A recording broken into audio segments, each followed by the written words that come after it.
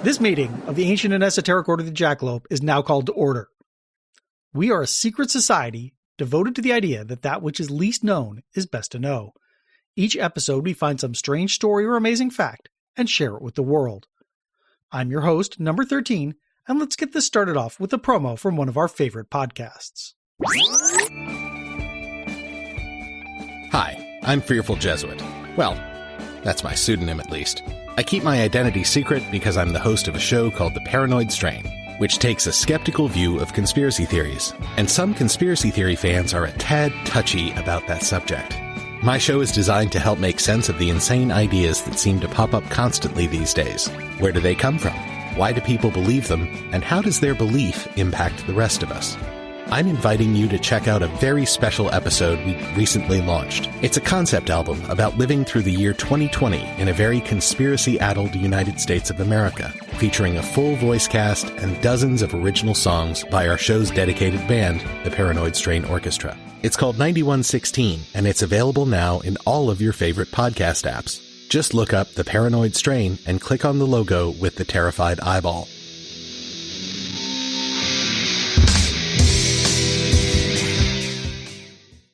Now, I may have chosen to run that promo with this episode for a reason, but you'll have to keep listening to figure out what that is.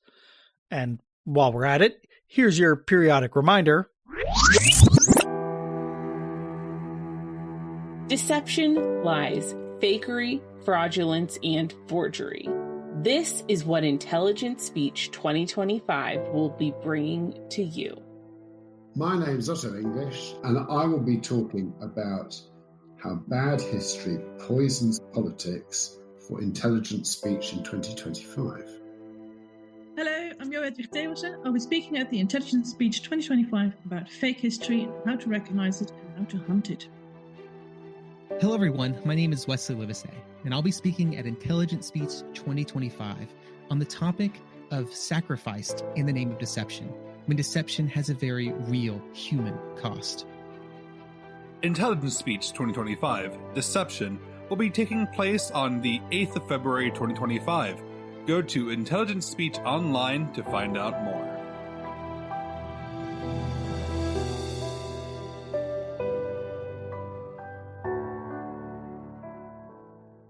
That's less than a month away. You're running out of time. Register now and take 10% off the price of your ticket with the promo code Jackalope.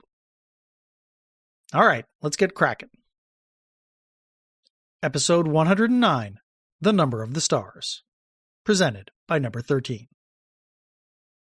If you are a longtime listener to this show, you may remember the following passage from episode number 55, Lost Legacy, about the so-called Mitchell Hedges Crystal Skull of Doom. An elaborate mythology began to develop around the idea that there were other crystal skulls, like the one in the British Museum. Each set of skulls consisted of 12 skulls representing the 12 planets, which stored the minds and knowledge of ancient Atlanteans or something. Was that really 3 years ago now? How time flies. Anyway, in that clip, I offhandedly mentioned that there are 12 crystal skulls, one for each of the 12 planets. At the time, you might have heard that and gone, wait, 12 planets? Where did that number come from? And honestly, I was confused too, but the number wasn't important to the story I was telling at the time, and I just moved on. The question never really went away, though. Where did this extraordinary claim that there are 12 planets come from? Most articles about the Skull of Doom attribute the claim to Native American legends, without specifying specific legends or tribes. Now, I've listened to enough episodes of Tales from Atlantis to know that's code for, I don't know and I can't be bothered to check. Other sources attribute the claim to the Maya, and then go on to explain how the Maya learned about the extra planets from the Atlanteans in the days after the Great Flood. As you can imagine, I couldn't take those sources seriously at all. It looked like if I was going to get to the bottom of this, I would have to do some digging. But not that much digging, as it turned out. If you Google 12 planets, well, actually, the first thing that comes up is a bunch of Battlestar Galactica wikis, but once you filter out the phrase Lords of Kobol, well, you get a lot of angry forum posts from the time they demoted Pluto to a dwarf planet, but once you figure out that, you get Zecharia Sitchin. Sitchin was a self-taught linguist who claimed his idiosyncratic translations of cuneiform writings reveal that the Sumerian gods were ancient astronauts who genetically engineered our ancestors to be slaves. More importantly, Sitchin also claimed that the gods bestowed their advanced knowledge on these early humans, including the fact that there were 12 planets. That includes the sun and the moon, and also the mysterious planet Nibiru, from whence the gods came. That sounded like the beginning of an episode to me. All I had to do was read half a dozen or so books by a well-known pseudoscientific crank, chase them with several dozen articles by skeptics debunking him, and find some way to present that information in an entertaining fashion. Easy peasy. As I researched that episode, I realized something didn't feel right. The 12th Planet, the first book in Sitchin's Earth Chronicles series, was published in 1976, but I knew I'd seen references to the 12 planets that predated it. I went digging through my research notes on 7 Minutes in Heaven about William Dudley Pelley and was reminded of his associate George Hunt Williamson, whose Knights of the Solar Cross were sworn to defend the 12 planets. Williamson's books were published in the late 1950s. A decade earlier, UFO contactee George Adamski casually mentioned the 12 planets, but did not provide any more detail. I was also pretty sure I remembered a reference to 12 planets in old Theosophy texts, or maybe in the OASP. I wasn't going to go check, though, because you can't possibly pay me enough money to read that gibberish again. My suspicions had been confirmed, though. The idea that there were 12 planets predated Sitchin by at least 2 decades, if not by an entire century. If the number didn't come from him, where did it come from? Turns out the answer was pretty simple, though it took me a while to find it. First, let's establish what a planet is. The International Astronomical Union defines a planet as a celestial body which directly orbits a star, with sufficient mass to collapse into a roughly spheroidal shape, and which has managed to clear its orbit of any other celestial bodies or capture them as moons. Of course, that is the modern definition built on thousands of years of scientific progress. The earliest astronomers had a very different and much simpler idea of what a planet was. When humanity first looked up at the heavens, it noticed a few things. There were the sun and moon, which are pretty hard to miss. Then there were the stars. And then 5 things that at first seemed to be stars, but while the stars moved through the night sky in a nice orderly progression, these weirdos had odd paths that arced, looped, and occasionally doubled back on themselves and spiraled.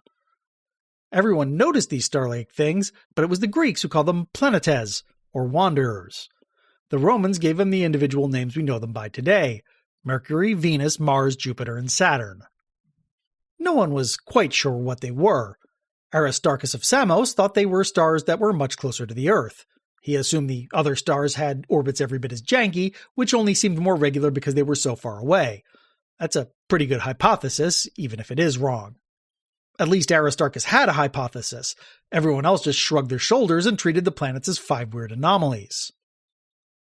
Now, 5, of course, is not 12, so who was saying there were 12 planets? And what were those extra 7 planets? Uranus, Neptune, and Pluto wouldn't have been on the list. They're not visible to the naked eye, and the naked eye was all the ancients had. The sun and the moon wouldn't have been on the list either.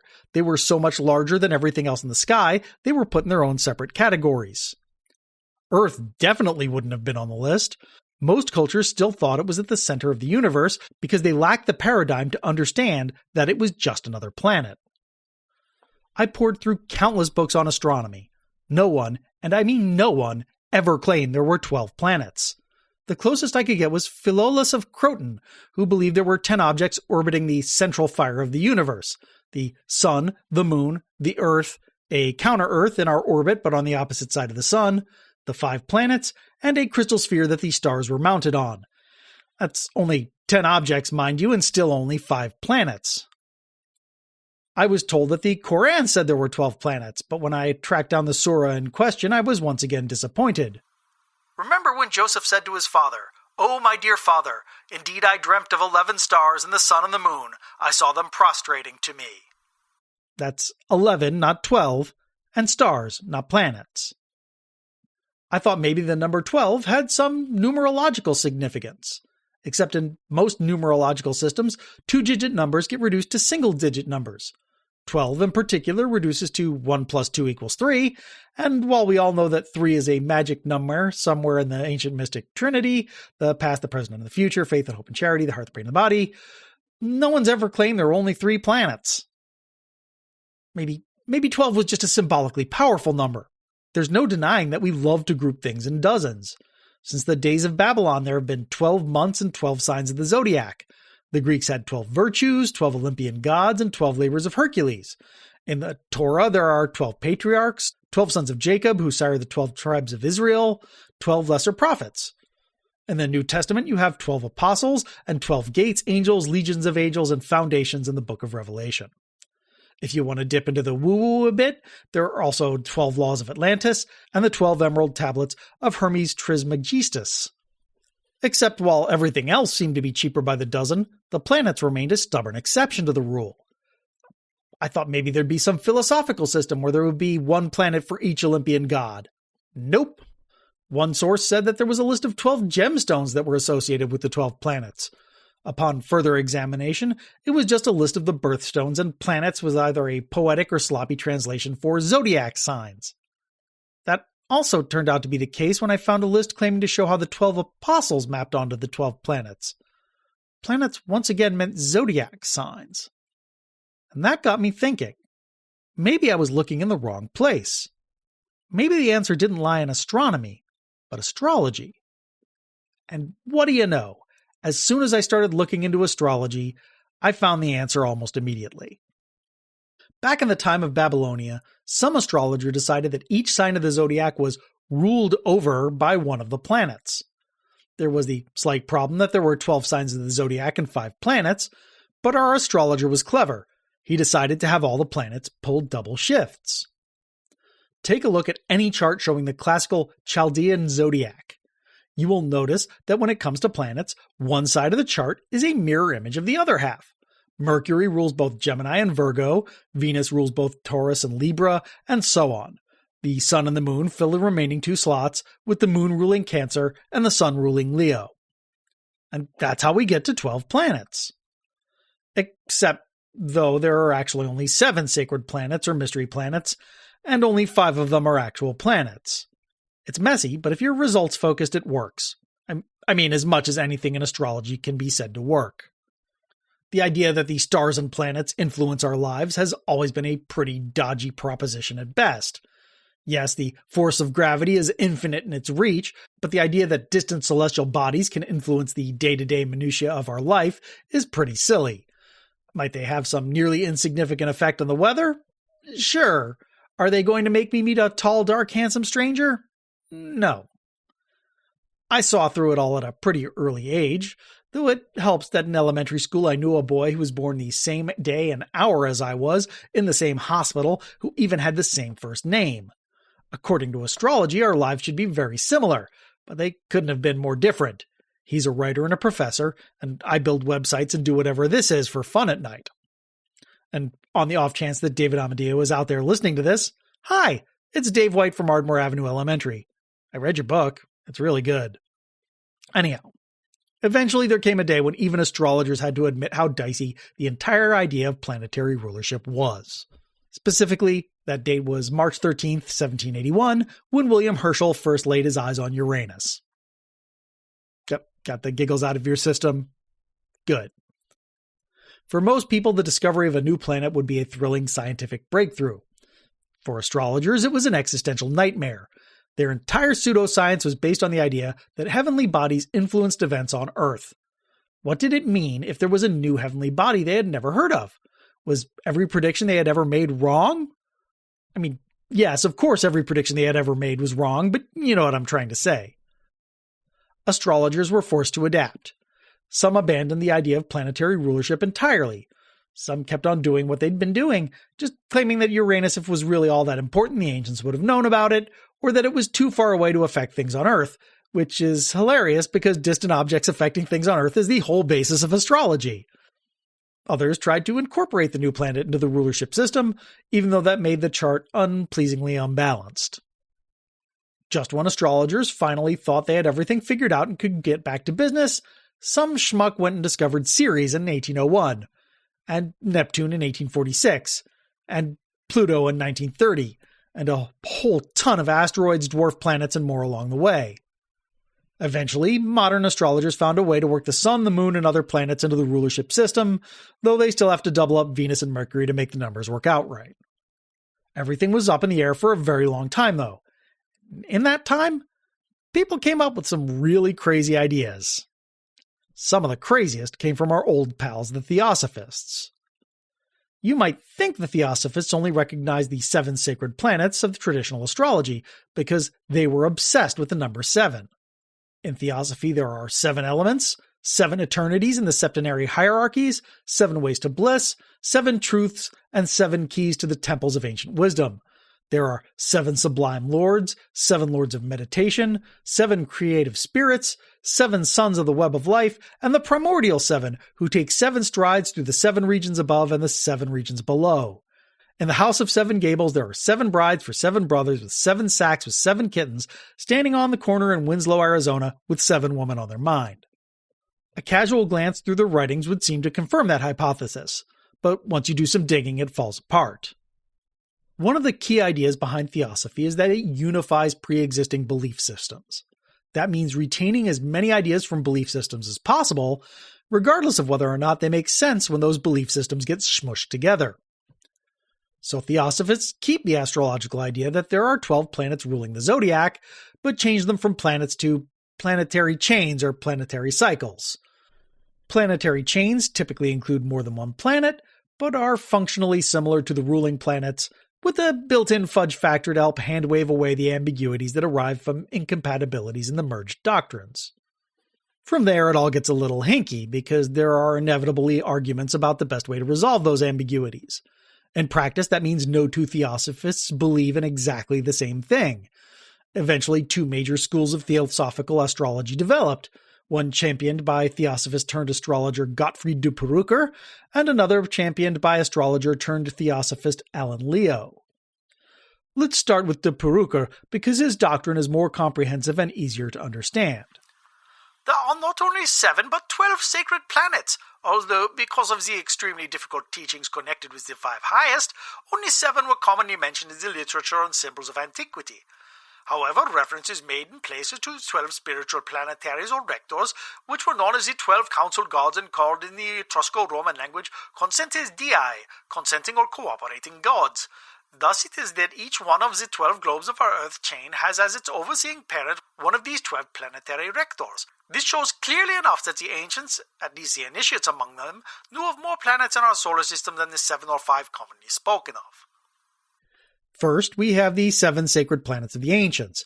That includes Mercury, Venus, Mars, Jupiter, and Saturn, and though the ancients included the sun and moon on that list, de Perucker does not.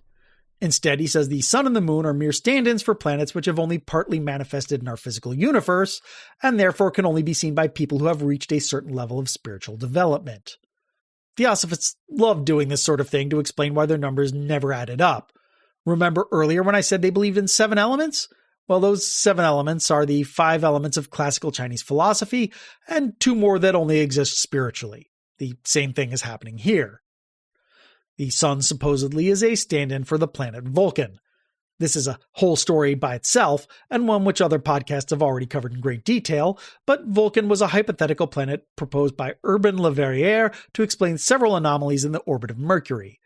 It was purportedly spotted by other French astronomers in the 1850s and 1860s, but not by anyone else, which de Perucker explains by stating Vulcan, quote, became practically invisible to the physical eye during the third root race after the fall of man into physical generation. The problem here is that de Perucker was writing in the early 20th century, when science no longer believed in Vulcan because they had explained away most of the anomalies in Mercury's orbit with accurate measurements, and then explained away the rest by applying the theory of relativity. His take appears to be deliberately contrarian. The planet near the moon, on the other hand, is identified as the black blood moon Lilith, which shares the moon's orbit but revolves in the other direction. The two do not smash into each other because they are not in the same physical continuum. I'm not even going to open that can of worms. Okay, that's 7 planets, albeit 2 of them of dubious existence. Where do the other 5 come from? You will be surprised to learn they do not include Uranus or Neptune or Pluto. Uranus is a member of the universal solar system, but does not belong to our solar system, even though as a true planet it is closely linked with our sun both in origin and destiny. The only sense in which Uranus can be considered as a member of our solar system is the purely astronomical one, in that Uranus is under our system's influence so far as the revolutions of its physical globe around the sun are concerned. Neptune, on the other hand, is not by right of origin in the solar Manvantara a member of either of our solar system or of the universal solar system. As I have explained in my fundamentals, it is what is called a capture, which event changed in one sense the entire nature of the universal solar system and will remain with us until the karmic time shall come for it to leave. Likewise, the planet Pluto is a capture. So Uranus and Neptune and Pluto are part of the solar system physically, but not part of the solar system spiritually. Got it. So to take their place, we add in 4 spiritual planets that have yet to manifest in our physical reality, which are imaginatively called A, B, X, and Y. That gets us to 11. To bring us to an even dozen, Dipurukur adds the Sun, even though he just finished explaining that it was not one of the sacred planets. I guess it's still pretty sacred, though. The reasoning behind Dipurukur's astrology may be tortured, but at least it's internally consistent. Alan Leo doesn't even have that going for him. In addition to planetary chains and planetary cycles, which are different things, there are also planetary logi, which are a third entirely different thing, and Leo is never clear about which one he is talking about at any given moment. He just says planets and hopes you can infer which one he means from context. He is also inconsistent about how the physical planets fall into those classifications. Leo does believe that Uranus and Neptune are an actual part of the solar system. He believes in Vulcan and Lilith, but does not believe in the other invisible planets. Sometimes the sun is the sun, and sometimes the sun is Uranus. Sometimes the moon is a stand-in for Lilith, and sometimes it's just the moon. It's all very confusing, and it hurts my head, so maybe let's move on. We've seen how the idea that there are 12 planets was established by astrology and then expanded on by Theosophy. Theosophy then became enormously popular, and its ideas influenced other esoteric philosophers, writers, and thinkers. Eventually, its ideas became so ubiquitous that their origins were forgotten, and they became the structural foundations of modern New Age movements. That means these ideas just pop up in the strangest places. For instance, you would have not expected the idea that there were 12 planets to pop up in the writings of more scientifically minded UFO cultists, but it did. The first reference pops up in the writings of UFO contactee George Adamski. His book, Inside the Spaceships, is devoted to Adamski's encounters with the Space Brothers, which includes being taken for a ride on one of their flying saucers. While on board, he casually glances over at a monitor and sees a depiction of our solar system with 12 planets orbiting the sun. But that's all there is to it. Adamski does not name the extra planets or elaborate on their significance. It's just a random background detail.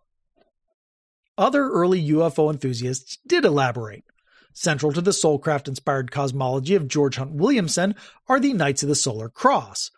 They protect all of the other planets of the solar system, including Vulcan, Mercury, Venus, Earth, Mars, Jupiter, Saturn, Uranus, Neptune, Pluto, and unnamed intravolcanian and transplutonian worlds. These worlds are all supposedly inhabited, though Williamson does not explain how that's possible on the gas giants, or the planets with surface temperatures that could melt lead, or the planets with atmospheres made of sulfuric acid. And there was also a 13th planet, Lucifer or Maldek, the Silver-Tongued, which got blown up by mad scientists who peppered in God's domain, but that was okay because its destruction got the number of planets in the solar system down to a properly symbolic number. 12 planets that align with the 12 signs of the zodiac and the 12 lessons of the Creator. No, I don't know why everything has to come in groups of 12 either. It's like we're stuck back in the magnesium atom totality. And that brings us back to where we started. At some point in the 1950s, Zecharia Sitchin, a Russian-born, Palestinian-raised economist, became obsessed with the cuneiform script of ancient Sumeria. Sitchin taught himself how to read the language from textbooks, and then sat down to translate every clay tablet he could find. In the course of this project, he discovered hidden histories and cosmic secrets that had somehow been ignored by every other archaeologist, linguist, and historian in the world. Here's a quick summary. At some point in the distant past, an immense exoplanet entered our solar system and really messed it up. In the outer solar system, its tremendous gravity yanked Uranus over onto its side, reversed the orbit of Neptune's moon Triton, ripped away one of Saturn's moons, and flung it into the depths of space where it became Pluto. As it passed into the inner solar system, the exoplanet's satellite struck the planet Tiamat and smashed it into pieces. Tiamat's liquid water froze solid and formed into comets. The rocky detritus became the asteroid belt between Jupiter and Mars, and the two largest fragments settled into stable orbits and became the Earth and Moon.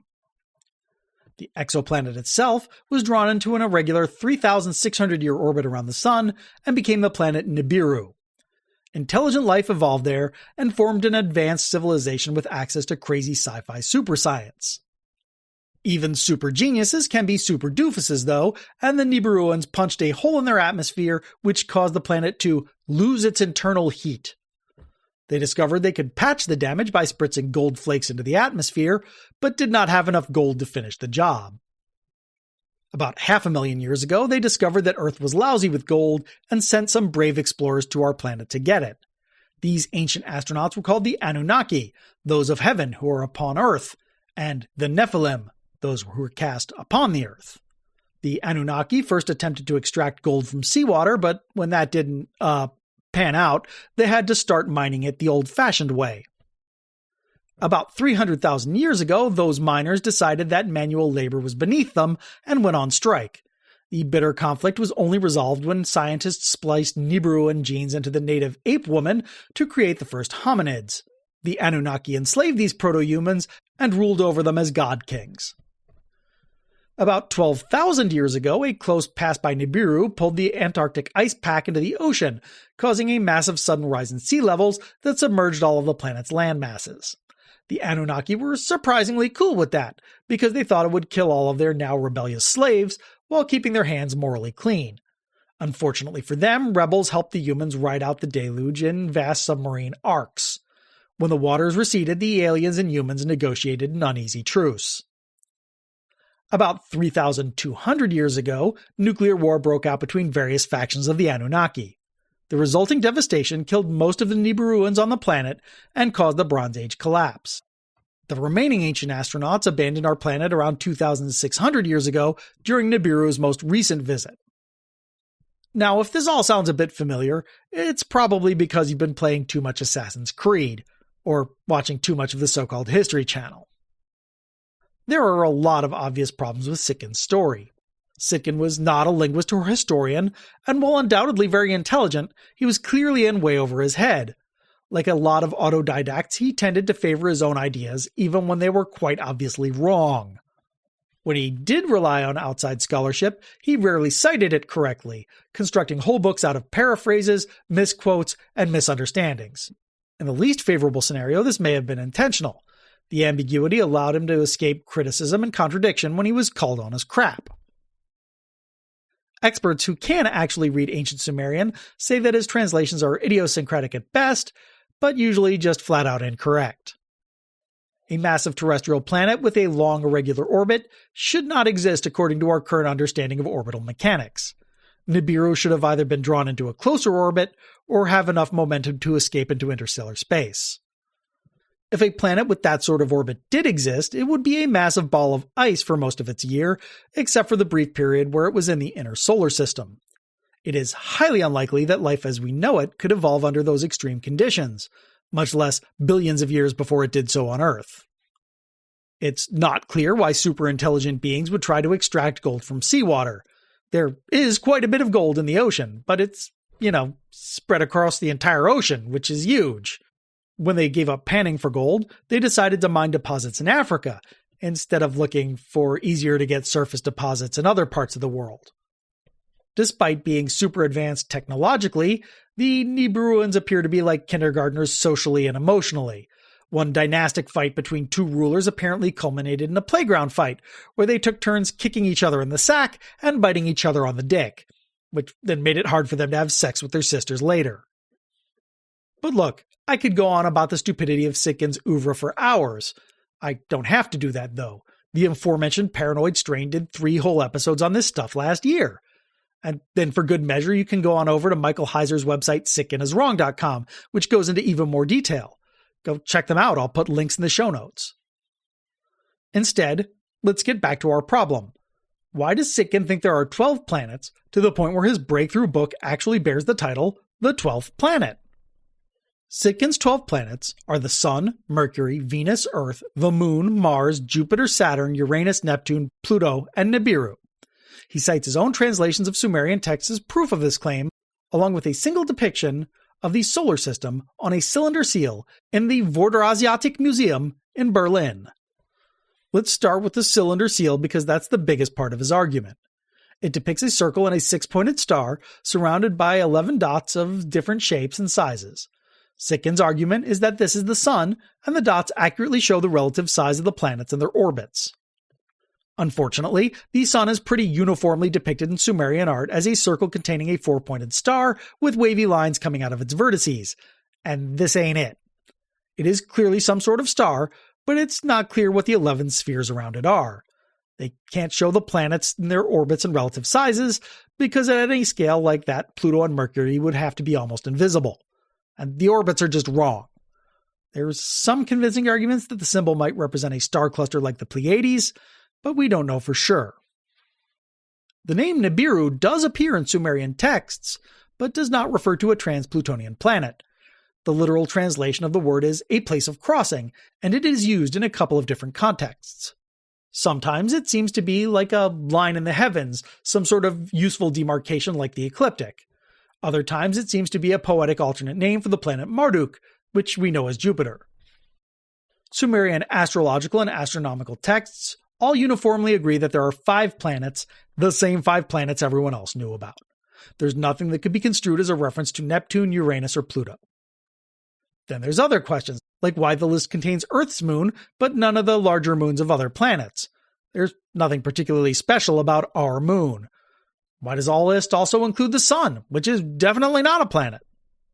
The answer, by the way, appears to be to pad out the list for marketing purposes. If you start writing about aliens from Planet X, people know you're a kook from the get-go. But if you say they're from Planet XII, they're intrigued.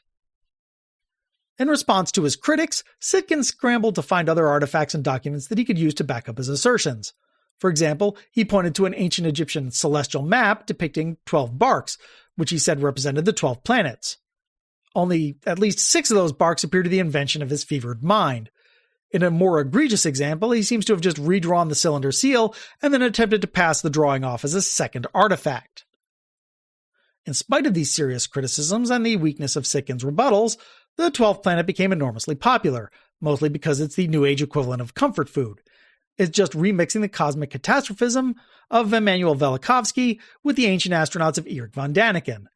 That makes it unoriginal, but also easy to grasp.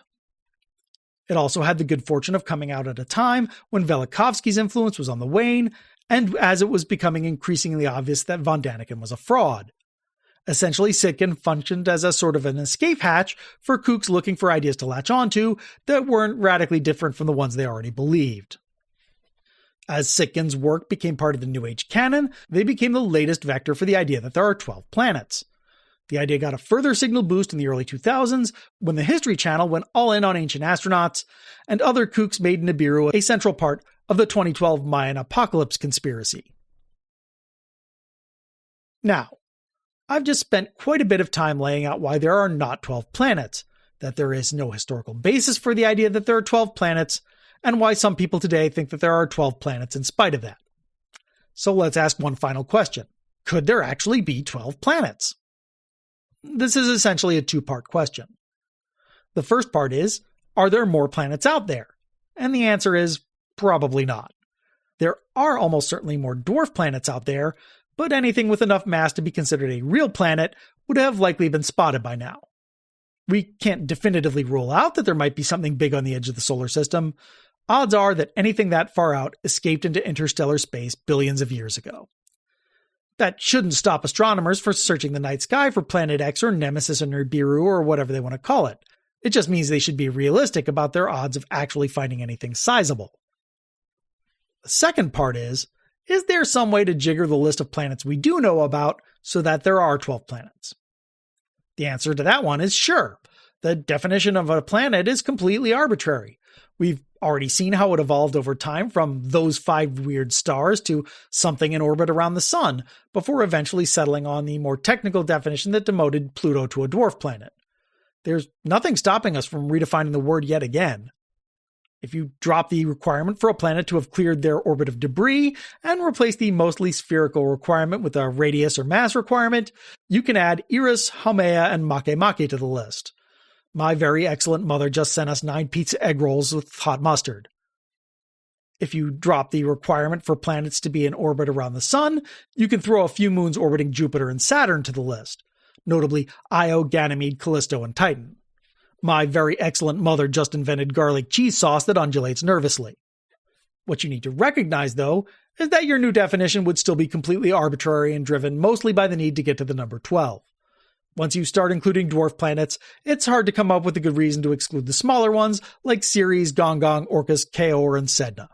Once you start including moons, you're going to want to get the moon on the list because, let's be honest, our moon is the best moon. And if you want to get the sun on there too, well, good luck with that. Figure that one out yourself. Key sources for this episode include Gottfried de Perucker's Fundamentals of the Esoteric Philosophy and the Fountain Source of Occultism, Govert Schilling's The Hunt for Planet X, New Worlds and the Fate of Pluto, Maureen Temple Richmond's The Threefold Rulership System in Esoteric Astrology, Michael Heiser's website, sitkiniswrong.com, and the collected works of Zecharia Sitchin, though honestly I could have probably stopped with his first book, The 12th Planet, because he pretty much shot his wad with that one, and subsequent books are just him doubling down on how wrong he is by adding extra detail. If you want more information about Sitchin, well, the Paranoid Strain did 3 episodes about him last year that cover his story in exhaustive detail. You should go listen to those because they're great. Then go listen to the rest of that series, which is about modern UFO conspiracies. And while we're at it, you should go read David Amadeo's Rugman, in which a carpet installer on the verge of retirement had the worst week of his life. It's so well written I don't know where to start. Dave, you're super talented.